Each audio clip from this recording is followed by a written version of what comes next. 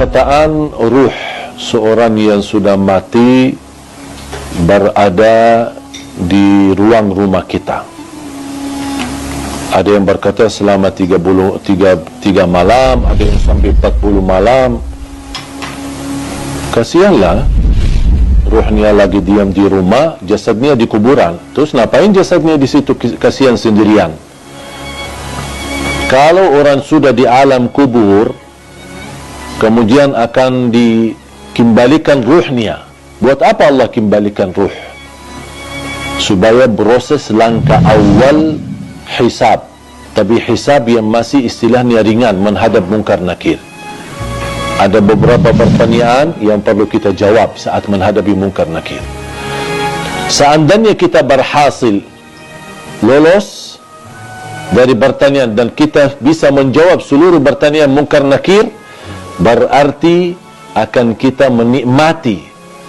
Kalau lagi menikmati di alam kubur, bahagia, kuburan kita menjadi raudhatu min riyadil jannah, taman dari taman surga. Buat apa ruh kita keluar dan diam di rumah kita selama 40 malam? Sebaliknya, kalau kita tidak lulus untuk menjawab pertanyaan mungkar nakir, berarti kita akan menghadapi kesiksaan yang amat pedih di dalam kubur.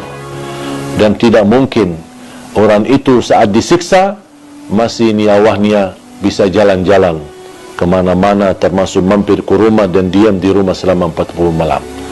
Itu semuanya hanya diperkirakan atau berkataan orang, tapi tidak ada dalil pun di dalam Quran atau hadis ruh kita akan diam di rumah kita selama sekian malam. Ruh kita berada di dalam tubuh badan kita saat kita dikuburkan. Allah kembalikan ruh kita akan menghadapi mungkar nakir. Kalau anda lagi menikmati bahagia, berarti akan merasakan kenikmatan tersebut bukan hanya jasad kita, tapi jasmani dan rauhani kita. Kalau ruh kita terpisah dan dia diam di rumah untuk melihat kondisi dan keadaan di rumahnya, bagaimana keluarganya. Terus kalau ada di antara keluarga, ketika ada ruh seorang meninggal, dia masuk ke rumahnya, terus ternyata istrinya dan nangis setiap malam, pasti dia sakit hati.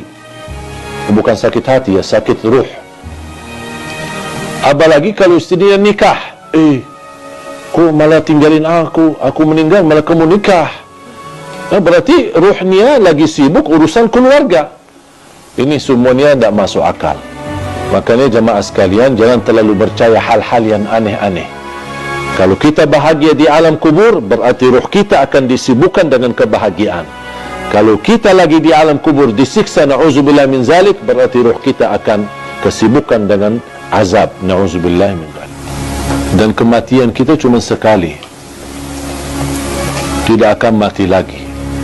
Kalau sudah meninggal dunia dan kita pisah dari dunia menuju ke akhirat melalui proses di alam barzakh, kuburan kita menghadap mungkar nakir kita, kemudian bisa kuburan